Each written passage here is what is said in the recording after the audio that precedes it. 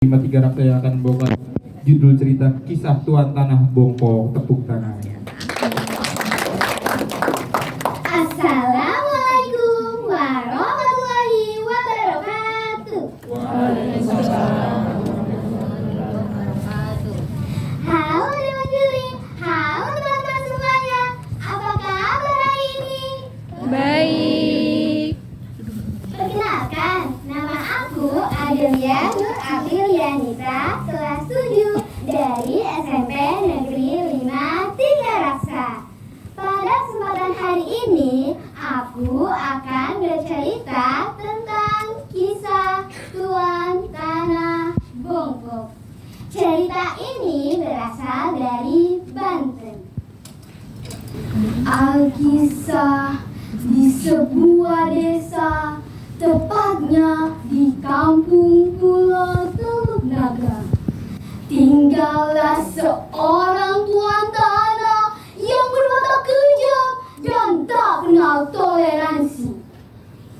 Sifatnya yang begitu kejam dan berkuasa di kala itu menjadikan ia satu-satunya orang yang paling ditakuti di kampung tersebut.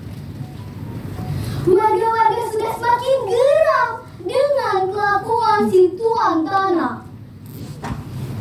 Di suatu sore, tuan tanah dan para centengnya mengelilingi desa untuk melihat-lihat kekayaan yang dimiliki si tuan tanah.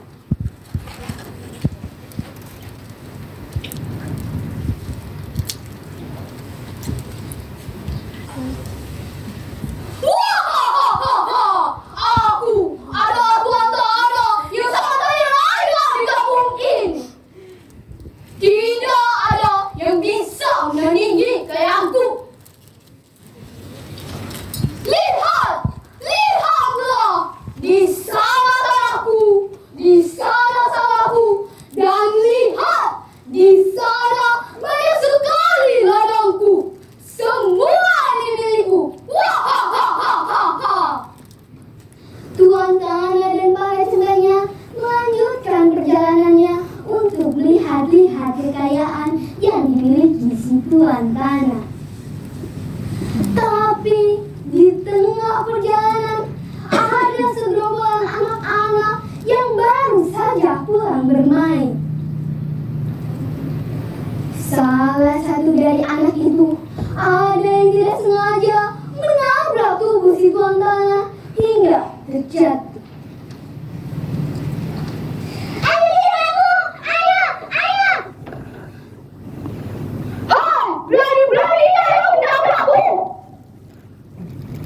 Anak-anak itu terkekeh melihat wajah si tuan tanah yang penuh dengan kotoran dan lumpur. Wajahmu lucu sekali, wajahmu penuh dengan kotoran. Rupanya si tuan tanah itu marah dengan anak itu karena anak-anak itu telah menertawakannya. Tuan tanah merasa diperolok-olok oleh anak-anak itu. Hei, berani-beraninya yang kau menertawakanku! Anak-anak itu ketakutan dan meminta maaf kepada tuan tanah karena telah menabrak sampai menertawakannya. Ampun Tuan, ampun, maafkan aku Tuan. Aku tidak sengaja Tuan, maafkan aku. Anak-anak itu setelah meminta maaf langsung berlari ketakutan kembali ke rumahnya. Ternyata si tuan tanah itu tidak begitu saja melepaskan, apalagi memaafkan anak-anak itu. Tuan tanah menyuruh para centengnya untuk mengejar lalu menangkap anak-anak itu dan membawanya ke hadapannya. Hai, kenapa kalian diam saja? Lihat wajahku penuh dengan kotoran. Sekarang kalian tangkap anak-anak itu dan bawa ke hadapanku sekarang juga. Cepat! Para centengnya pun langsung anak-anak itu sesuai dengan perintah Tuan Tanah. Keesokan harinya, Tuan Tanah dan para centanya mengobrak-abrik kampung itu, membuat keributan. Para warga menjerit histeris ketakutan karena aksi dari Tuan Tanah yang sedang mencari anak-anak yang menabraknya. Dari sudut lain, dari rumah si bocah yang menabrak Tuan Tanah, ibu dari anak itu mendengar keributan yang terjadi di kampungnya.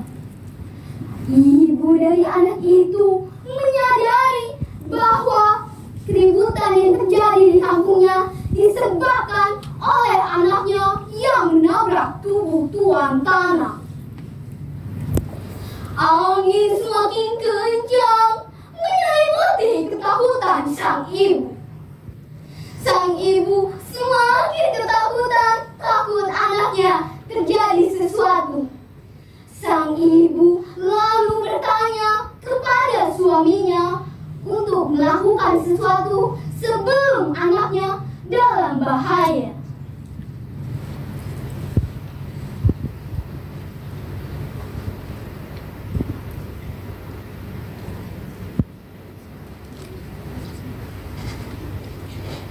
Bagaimana ini, Pak? Bagaimana kalau anak kita akan dibunuhnya? Anak kita akan celaka, Pak. Lakukan sesuatu, Pak.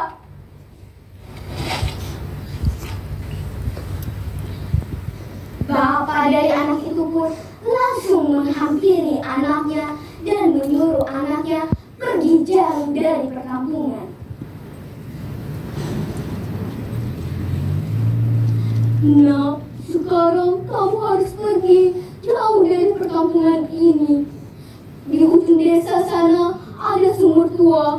Kamu bisa bersembunyi di sana, Nak, sampai keadaan sudah aman. Jika keadaan sudah aman, Bapak akan menjemputmu, Nak. Cepatlah, bersembunyilah di sana. Hati-hatilah, anakku. Anak itu pun langsung berlari ketakutan ke arah sumur tua itu. Sesampainya di sumur tua, anak itu semakin ketakutan, takut dia tertangkap oleh si Tuan Tanah. Anak itu pun langsung berdoa kepada Yang Maha Kuasa, meminta perlindungan dan pertolongan.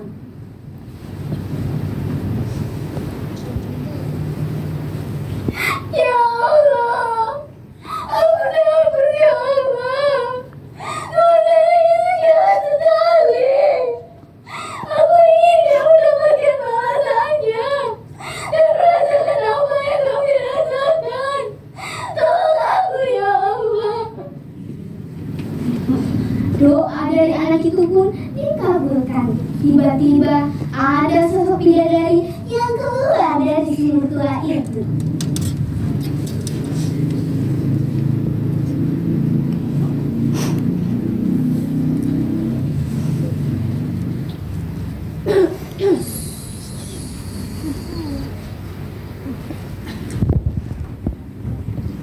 Halo anak baik, sedang apa malam-malam di sini? Kamu menangis. Sekarang tenanglah, ceritakanlah. Aku ingin ya mendapatkan balasannya dan merasakan apa yang kami rasakan. Aku ingin kau mengutuknya.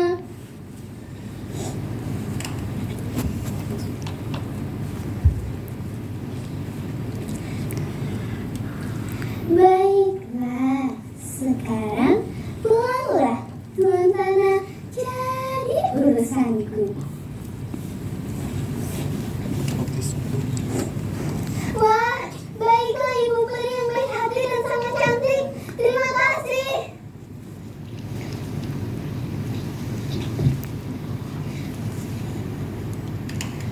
Anak itu pun langsung berlari ke rumahnya dengan penuh rasa bahagia dan merasa aman karena akan ditolong dan dibantu oleh ibu peri. Angin semakin kencang semakin gelap. Rupanya si tuan tanah itu langsung mengutuk tuan tanah atas permintaan dari anak kecil. Di tempat tuan tanah itu berdiri tegak, tiba-tiba tuan tanah merasakan keanehan yang terjadi pada tubuhnya.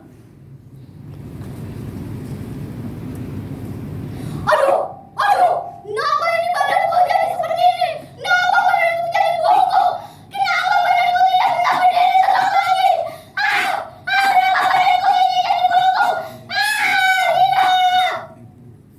Sejak kejadian itu, semua warga menyebutnya sebagai sebutan Tuan Tanah Bongkok. Pesan dari cerita ini adalah kita tidak boleh sombong atas kekayaan yang kita miliki. Karena kekayaan yang kita miliki itu hanyalah sebuah titipan dari Yang Maha Kuasa. Kita juga harus menghargai dan menghormati orang lain seperti kita menghargai diri kita sendiri. Sekian cerita